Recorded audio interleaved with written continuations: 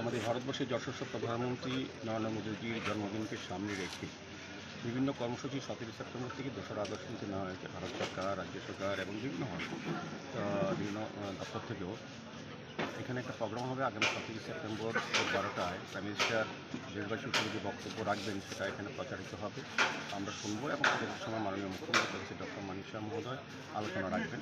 মূলত সুস্থ নারী, সশক্ত পরিবার, এটাকে সামনে রেখে যে অভিযান এবং বিভিন্ন কর্মসূচি থাকবে, বিভিন্ন ডিসপ্লে করা হবে কীভাবে তাদের সুরক্ষিত রাখা, ভালো থাকা, পরিবারকে সুস্থ রাখা, বিশেষ করে নারীরা হচ্ছে একটা বিশেষ জায়গা নিয়েছে আমাদের পরিবেশের সমস্ত উন্নয়নের ক্ষেত্রে, পরিবার রক্ষার ক্ষেত্রেও, সমাজ তৈরি করার ক্ষেত্রেও এবং রাষ্ট্রীয় ব্যবস্থায় তারা যুক্ত থাকে। তাদেরকে সুস্থ রাখা, তাদের পরিবারকে সশক্ত রাখার কাজ হচ্ছে আমাদের সরকারের। এই বিষয়কে সামনে রেখে আগামী 17 সেপ্টেম্বর বিশ্ব মানব পূজার দিন, শুভ দিনে এই শুভ অনুষ্ঠান প্রধানমন্ত্রীর বক্তব্যের মাধ্যমে শুরু হবে।